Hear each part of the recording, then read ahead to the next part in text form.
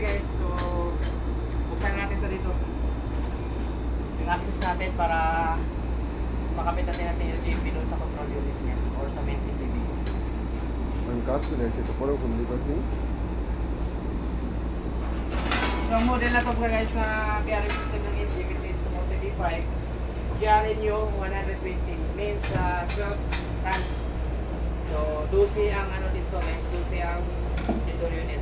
So as you can see, merong na-detect ng system niya na CH53.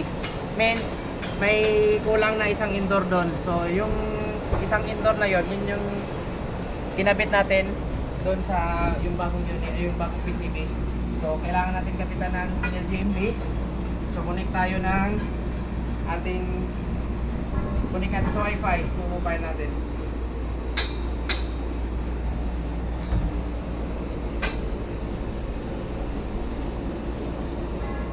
Saglit lang guys, hanapin natin yung signal. Signal ng ating LGMB, wala pa. Ayan. Ito na, LGMB. Connect. Yan, and then open ng application. So, connect.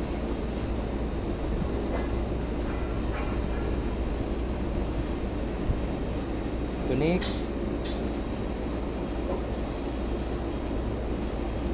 Yan. Okay na lang natin, hindi naman natin. So as you can see, nakuha niya 13 indoor unit. So makikita natin yung status ng indoor unit dito. So actually 12 lang talaga ito. So na-detect niya o CH53 dahil yung isang unit na hindi na-register at saka kailangan natin ma-remove yung old PCB. So ito yung sa PC indoor unit niya.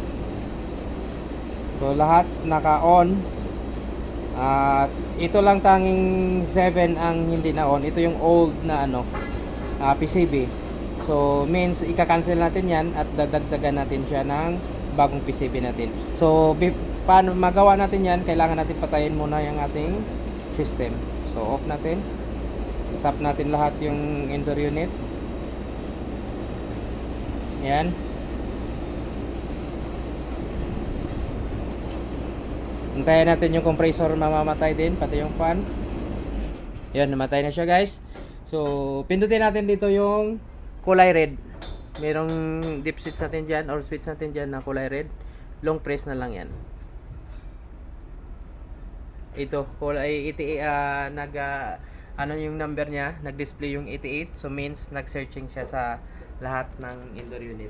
So, pagkatapos ng 88 guys, or pagkatapos ng auto address, malalaman natin na magdi-display din dyan kung ilang indoor unit lahat ang nakakabit sa system na to. So 12 na indoor unit ang nakakabit na to, kailangan madi-display din dyan na 12 indoor unit. So pagkatapos nyan, tapos na yung ating pag-register or auto address, start na natin yung system. Thank you and God bless.